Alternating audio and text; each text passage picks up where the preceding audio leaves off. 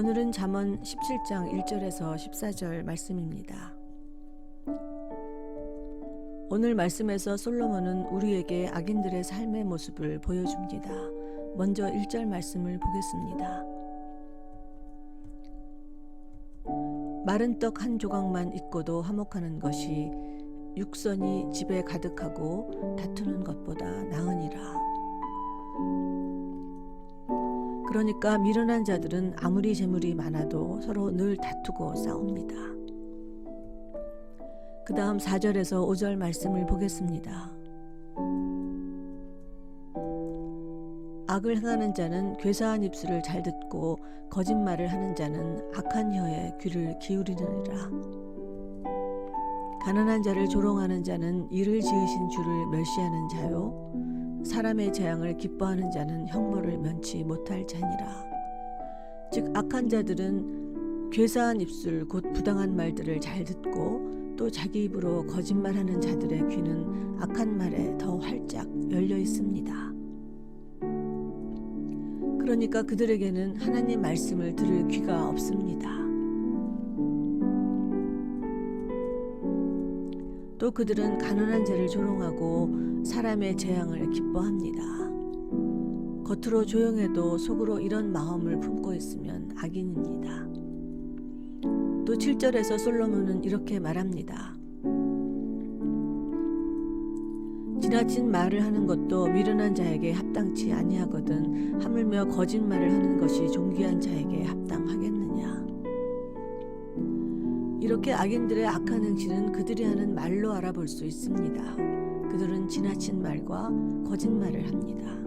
그 다음 9절 말씀을 보겠습니다. 허물을 덮어주는 자는 사랑을 구하는 자요 그것을 거듭 말하는 자는 친한 벗을 이간하는 자니라. 그러니까 악인은 남의 허물을 자꾸 들추는 사람입니다. 즉 우리의 본성대로 사는 사람들이지요. 우리의 본성은 남의 허물을 자꾸 말하고 싶어 합니다. 하지만 내 안이 하나님의 사랑으로 충만하기 위해서는 먼저 남의 허물을 덮어줘야 합니다. 우리가 다른 사람의 허물을 덮어줄 때, 꼭 말해야 할 것 같은 그 허물을 덮어줄 때, 꼭 밝혀야 할 것 같은 그 진실을 덮어줄 때, 그때 하나님 사랑이 내 안에 임하게 될 것입니다.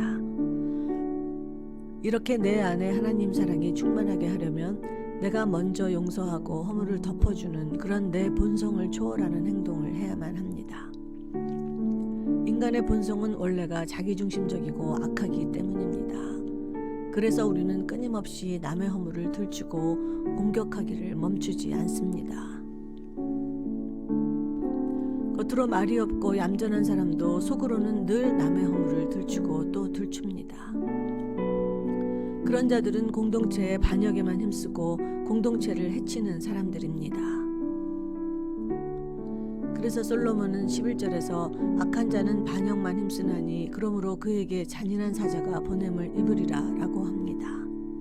남의 허물만 들추며 공동체의 반역만 힘쓰는 자는 결국 언젠가 잔인한 사자를 만나게 될 것입니다. 그런데 우리는 이런 사람들에게 더 큰 영향을 받습니다. 하나님의 음성보다 이들의 음성에 더 귀 기울입니다. 그들과 함께 남의 허물을 들추기를 즐깁니다. 그래서 솔로몬은 12절에서 차라리 새끼 빼앗긴 암컷을 만날지언정 미련한 일을 행하는 미련한 자를 만나지 말 것이니라 라고 합니다. 하나님이 없는 미련한 자를 만나 영적으로 사망한 삶을 사는 것보다 차라리 육신의 죽음이 낫다는 말입니다.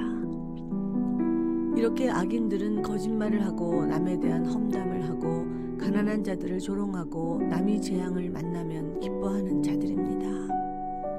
하나님의 사랑과 반대되는 마음을 품고 있는 자들이 악인이며 미련한 자들입니다. 이들은 언젠가는 인생에서 잔인한 사자를 만나 그 인생이 찢기게 될 것이고 그 가정에 평화가 없을 테고 하나님의 연단도 받지 못하게 될 것입니다. 그런데 악 중에 가장 최고의 악은 악으로 선을 갚는 것입니다. 그래서 13절에서 솔로몬은 누구든지 악으로 선을 갚으면 악이 그 집을 떠나지 아니하리라고 합니다. 말로 죄를 짓고 속으로 이웃의 허물을 들추던 인간은 결국 남이 내게 베푼 선을 악으로 갚는 지경에까지 이르게 됩니다. 이제 그 가정에 구원은 없습니다. 악이 그 집을 떠나지 않을 테니까요. 하나님 없는 가정은 지옥이 됩니다. 마지막으로 14절에서 솔로몬은 다투는 시작은 방축에서 물이 새는 것 같은즉 싸움이 일어나기 전에 시비를 그칠 것이니라 라고 합니다. 두개 작은 금이 가고 물이 새기 시작하는 것을 방치하면 언젠가 그 둑은 무너집니다.